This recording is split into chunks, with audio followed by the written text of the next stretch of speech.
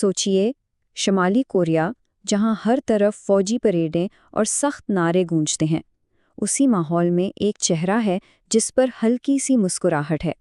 یہ کوئی عام خاتون نہیں، یہ ہے Kim Yo Jong, supreme leader Kim Jong Un کی بہن۔ لیکن اس مسکراہٹ کے پیچھے جو حقیقت ہے، اسے لوگ دنیا کی سب سے خطرناک خاتون کہتے ہیں۔ تو سوال یہ ہے کہ ایک مسکراتی ہوئی سفارتکار اور ایک بے رحم آمر، یہ دونوں ایک ہی انسان کیسے ہو سکتے ہیں؟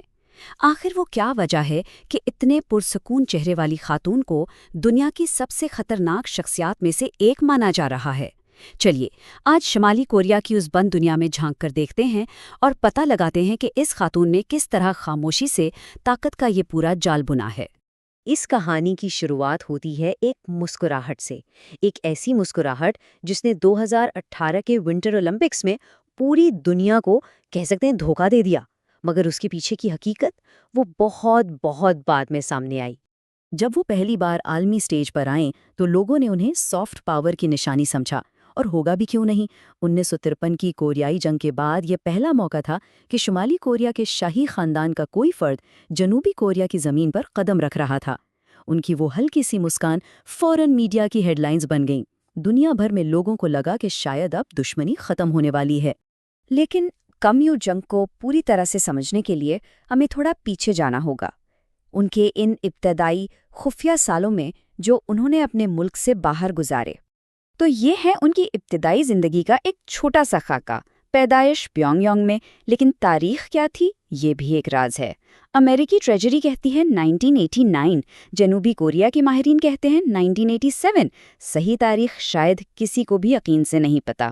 پھر 1996 میں انہیں سوئٹزرلینڈ کے ایک اسکول میں بھیج دیا گیا، 2000 میں واپسی ہوئی اور 2007 تک کمپیوٹر سائنس میں ڈگری بھی لے لی۔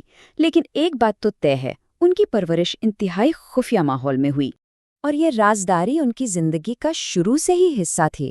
سوچ کے دیکھیے، سوئٹزرلینڈ میں وہ اور ان کے بھائی کم جونگ اون دونوں نے بالکل فرضی نام رکھے ہوئے تھے۔ کم یو جونگ بن گئیں پاک می ہیونگ اور کم جونگ اون بن گئے پاک ان۔ کیوں؟ تاکہ کوئی انہیں پہچان نہ سکے۔ دنیا کے سامنے وہ بس دو عام سے کوریائی اسٹوڈنٹس تھے، لیکن پردے کے پیچھے حقیقت بالکل الگ تھی۔ ان کا بچپن کوئی عام بچپن تو بالکل نہیں تھا۔ رہتے تو وہ بند شہر کے ایک معمولی سے اپارٹمنٹ میں تھے، لیکن اس اپارٹمنٹ پر شمالی کوریا کے آفیشلز کی 24 گھنٹے نظر رہتی تھی۔ ان کے ساتھ ہمیشہ رشتہ دار اور ایک پوری خفیہ باڈی گارڈ ٹیم ہوتی تھی۔ مطلب وہ آزاد نہیں تھے، بلکہ ایک قید میں تھے، ایک الگ تھلگ بے حد محفوظ لیکن قید جیسی زندگی گزار رہے تھے۔ اور جب وہ اپنے وطن واپس آئیں تو یہاں سے ان کے اقتدار میں آنے کا سفر شروع ہوا، ایک ایسا سفر جو بہت سوچا سمجھا اور بہت تیز تھا۔ دیکھیں انہوں نے طاقت کی سیڑھیاں کیسے چڑھیں۔ شروعات ہوئی ورکرز پارٹی میں ایک جونیئر پوسٹ سے، پھر وہ اپنے بھائی کے سفر اور سیکیورٹی کی ٹور مینیجر بن گئیں۔ سوچئے گا، صرف 23 سال کی عمر میں وہ اپنے بھائی کے پورے ٹریول پلانز، روٹس، سیکیورٹی سب کچھ پلان کرتی تھی۔ یہ صرف مینجمنٹ نہیں تھی، یہ امیج بلڈنگ تھی۔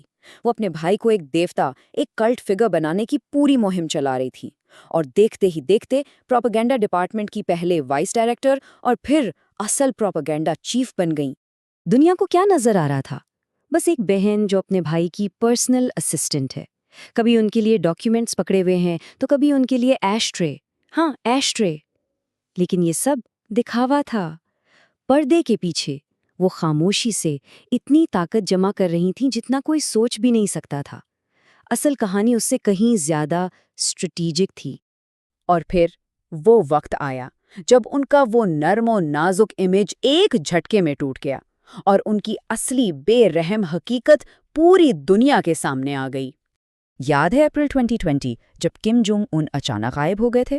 ہر طرف افواہیں تھیں کہ شاید ان کی موت ہو چکی ہے۔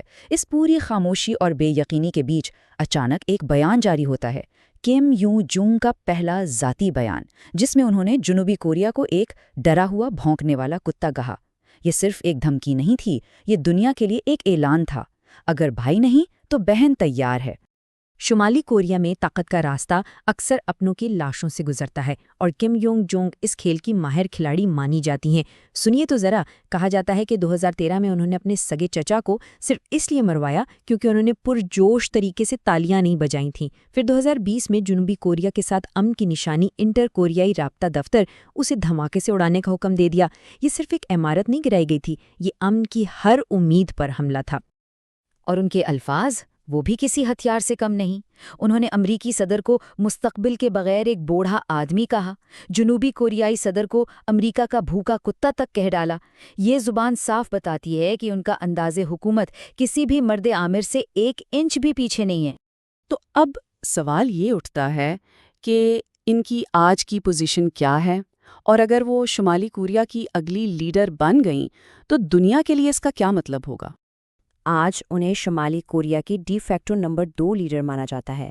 ڈی فیکٹو مطلب آفیشل نہ صحیح پر حقیقت میں وہی ہیں۔ وہ ملک کے سب سے بڑے فیصلہ ساز کمیشن کا حصہ ہیں، بلکہ وہ آپ اپنے بھائی کے ساتھ مل کر حکومت چلاتی نظر آتی ہیں۔ پتہ ہے، حال ہی میں انہوں نے کم جنگ ان کی طرف سے 40 سے زیادہ آفیشل بیانات جاری کیے ہیں۔ یہ وہ کام ہے جو پہلے صرف اور صرف سپریم لیڈر کرتا تھا۔ دیکھیں، تاریخ میں ایسی بے رحم رانیاں اور ملکائیں آئی ہیں جنہوں نے خوف کی بنیاد پر حکومت کی، ٹھیک ہے، لیکن ان کے پاس کیا تھا؟ فوجیں، اثر و رسوخ۔ پر کم یو جونگ کے پاس کیا ہے؟ یہ سب کچھ، اور ساتھ میں ایک نیوکلیئر بٹن۔ یہ وہ چیز ہے جو انہیں شاید تاریخ کی سب سے خطرناک خاتون بنا دیتی ہے۔ تو آخری اور سب سے بڑا سوال یہ نہیں ہے کہ دنیا ایک خاتون عامر کے لیے تیار ہے یا نہیں۔ اصل سوال یہ ہے، کیا دنیا اس عامر کے لیے تیار ہے؟ ایک ایسی حکمران جو اپنے بھائی سے زیادہ جوان ہے، شاید زیادہ غیر متوقع، اور جس کی انگلی سیدھے نیوکلیئر بٹن پر ہے؟ کیا وہ اپنے بھائی سے بھی 2 قدم آگے زیادہ بے رحم ثابت ہوں گی؟ یہ ایک ایسا سوال ہے جس کا جواب وقت ہی دے گا۔